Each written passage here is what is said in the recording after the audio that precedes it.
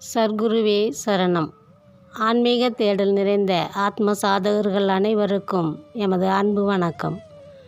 மெய்ப்பொருள் சேனல் வாயிலாக தத்துவக்கலை சார்ந்த விஷயங்களையும் எமது ஆன்மீக அனுபவங்களையும் தங்களுக்கு தொடர்ந்து நான் பதிவிட்டு வருகின்றேன். எமது 32வது பதிவில் தங்களை சந்திப்பதில் பெருமகிழ்ச்சி அடைகின்றேன். அருள் அல்லது யாதெனின் கொல்லாமை கோரல், பொருள் அல்லது அவ்வூண்டினல் என்கின்றார் திருவள்ளுவர். சாதாரணமான மக்களுக்கு இந்த குறளின் விளக்கம், பிற உயிரை கொன்று அதனை உணவாக கொள்ளுதல் அருள் இல்லாத, கருணை இல்லாத செயல் என்று கொள்ளலாம். ஆனால் ஆன்மீக தேடலில் பயணிக்கும் நாம், நமது உடலை மரணமடைய செய்வது, நம் உயிரை கொல்வது அருளற்ற செயல் ஆகும். ஆன்மீகத்தில் பயணப்படும் நாம், நம் சரீரத்தை, உயிரை அழிந்து போகாமல் நித்திய வாழ்வில், மரணமில்லா பெருவாழ்வில் வாழ்விக்க வேண்டுமென்ற பொருளே இதனால் கொள்ள வேண்டும். ஆத்ம சாதகர்களே அப்படி நித்திய வாழ்வை அடைந்தவர்கள்தான் சித்தர்கள். அவர்கள் தங்கள் ஜீவ சமாதியிலிருந்து வெளிப்படும் காலம் அவ்வப்போது நடந்து கொண்டுதான் இருக்கின்றது. காலச்சித்தர்கள் வெளிப்படும் காலம் தொடங்கிவிட்டது. அப்படி வெளிப்பட்டு உலக மக்களின் நன்மைக்காக சில காரியங்களை செய்ய வரும் சித்தர்கள் காலச்சித்தர்கள் என்று அழைக்கப்படுவதாக பிரபஞ்சம் எமக்கு உணர்த்தியது. உலகம் தோன்றிய பிறகு பல்லாயிரம் சித்தர்கள் மெய் வழியில் ஆன்மீக பயணம் தொடங்கி மெய்யுணர்வின் மிகுதியில் தான் யார், தனது பிறவியின் நோக்கம் என்ன என்று தெளிவான மெய்யறிவு பெற்று சித்தர்களாக வாழ்ந்து மரணமில்லா பெருவாழ்வு பெற்றவர்கள்தான். அதேபோல நூற்றாண்டுகள் கடந்த வள்ளல் பெருமானார் தன் உடலோடு இறைநிலையை அடைந்தவர் என்பதையும் நாம் நம்பித்தான் ஆக வேண்டும். இப்படிப்பட்ட சித்தர்கள் 100 ஆண்டுகள் 1000 ஆண்டுகள் கடந்தும் ஜீவ சமாதியில் இருப்பார்கள். பிரபஞ்சம் தமது பதிவில் வைத்துள்ள காலக்கெடுவின்படி சித்தர்கள் தங்கள் ஜீவ சமாதியிலிருந்து வெளிப்படுவார்கள். எப்படி என்றால் சூட்சும சரீரமாக. அந்தந்த காலத்திற்கு ஏற்றது போல் சித்தர்கள் அவ்வப்போது வெளிப்பட்டு கொண்டேதான் இருக்கின்றார்கள். இவர்களின் வெளிப்பாடு இவ்வுலகியலில் மனிதர்களின் வாழ்வியலை பக்குவப்படுத்திடவே இருக்கும். காலச்சித்தர்கள் வெளிப்படும் போது உலகில் தங்கள் ஈர்ப்புக்குரிய பிறவி கர்மாவிற்கு ஏற்றாற்போல் மனிதர்களை தேர்ந்தெடுத்து அவர்களை ஆன்மீக பயணத்தில் தங்கள் தூதுவராக பயன்படுத்தி கொள்வார்கள். அப்படி தேர்வு செய்யப்பட்ட மனிதர்கள், இது பிரபஞ்சத்தின் செயல், சித்தர்களின் ஆசீர்வாதம், இறைவனின் கருணை என்று எண்ணி தனக்கான பணியை பணிவுடன் செயல்படுத்தினால் நன்மையாக இருக்கும். ஆனால் தாம் பெரிய சாமியார், தான் பெரிய சித்தர் என்று மமதையோ ஆணவமோ கொள்ளாமல் தனது ஆன்மாவை தூய்மையாக வைத்து செயலை செய்தால் நம் பிறவி கடன் தீரும் என்பதை உணர வேண்டும். உலகம் தோன்றிய காலம் தொட்டு மனிதன் தன்னை தனக்குள் தேடி ஞான தெளிவு பெற்று மெய் அறிவு அறிந்து மெய்ப்பொருள் உணர்ந்து மரணமிலா பெருவாழ்வு உண்டு என்பதை கண்டறிந்து இன்றும் வாழ்ந்து கொண்டிருக்கின்றனர் சித்தர்கள்.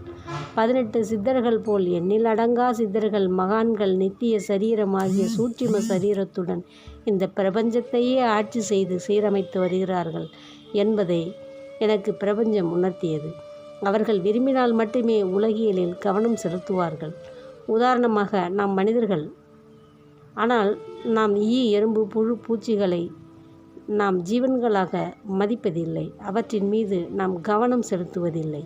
அவர்கள் மீது நாம் கருணை செலுத்துவதில்லை. அதுபோலத்தான் பிரபஞ்சத்தின் மீது கவனம் செலுத்தி வரும் சித்தர்கள் மனிதர்களின் பிரச்சனைகளை எப்பொழுதும் தீர்த்து வைப்பதற்கு உடனடியாக வெளிப்படுவதில்லை. அதற்கென்று காலச்சித்தர்கள் உண்டு.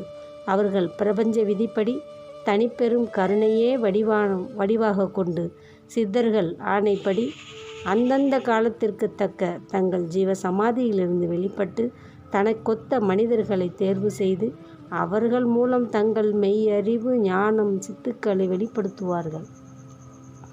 உலக மக்களை நல்வழிப்படுத்தவும் ஞானத்தை போதிக்கவும் இறைவன் உண்டு என்ற உள்ளுணர்வை தூண்டவும் அன்பு, கருணை, ஈகை, தயவு என்று பெரும் கருணையோடு மனிதர்கள் வாழவும் வழிகாட்டியாக தூதர்களாக காலச்சித்தர்கள் சில மனிதர்களை தேர்ந்தெடுப்பார்கள். ஆம், உலகம் அருள்மயமானது, இறைவடிவானது, தூய்மையானது, மெய்ஞானத்திற்கு ஆட்பட்டது, விஞ்ஞானத்திற்கு புலப்படாதது, பேரமைதியானது, பெரும் அழிவையும் ஏற்படுத்த ஆக்ரோஷமானதும். ஆத்ம சாதகர்களே, கவனம், மிக கவனம். காலச்சித்தர்கள் உங்களை கூட தேர்ந்தெடுக்கக்கூடும். விட்டு விடாதீர்கள், பற்றி கொள்ளுங்கள், ஏமாந்து போகாதீர்கள். சித்தர்களை ஏற்றுக்கொள்ள தயார் நிலையில் இருங்கள். அவர்களை பற்றிய சிந்தனையில் திளைத்திருங்கள். ஆம், சமீப காலமாக சமூக ஊடகங்களில் கிழக்கிய சித்தர் வெளிப்பட்டு விட்டதாக ஆத்ம சாதகர்கள் பதிவிட்டு வருகிறார்கள். உண்மை.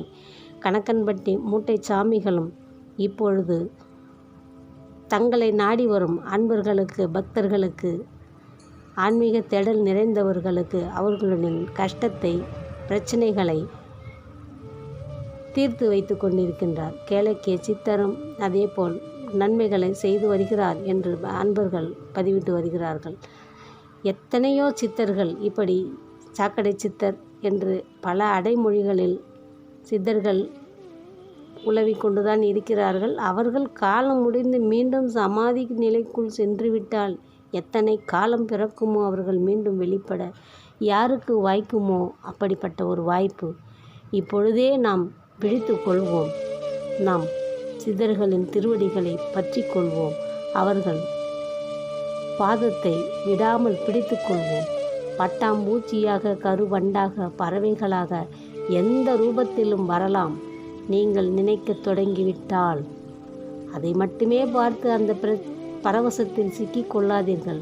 பட்டாம்பூச்சியாக சித்தர் வந்துவிட்டார், கருவண்டாக வந்துவிட்டார், எம்மை ஆசீர்வதித்து விட்டார் என்று போலி பரவசத்தில் சிக்கிக் கொள்ளாதீர்கள். அந்த பரவசமே மாயையாக உங்களை தடுத்துவிடும். ஆன்மீகத்தில் மேலும் முன்னேற விடாமல் அதே நிலையில் தடுத்து நிறுத்திவிடும். வெறுமையாய் இருங்கள், காலியாக இருங்கள், சும்மா இருங்கள். எந்த சிந்தனையையும் ஆசையையும் பரவசத்திலும் லயித்து விடாதீர்கள். பெற்றுக்கொள்வீர்கள். நீங்களும் சித்தராக நித்திய வாழ்வை பெற்றுக்கொள்வீர்கள். அல்லல் அருளாழ்வார்க்கு இல்லை. அல்லல் அருளாழ்வார்க்கு இல்லை. வழி வழங்கு மல்லன் மாஞாலம் கரி என்கிறது திருக்குறள். துன்பம் என்பது அருள் ஆட்சி செய்யக்கூடியவர்களுக்கு எப்பொழுதும் இருப்பதில்லை. பொருள் மீது கவனம் செலுத்துகின்றவர்கள்தான் துன்பங்களை அனுபவிப்பார்கள்.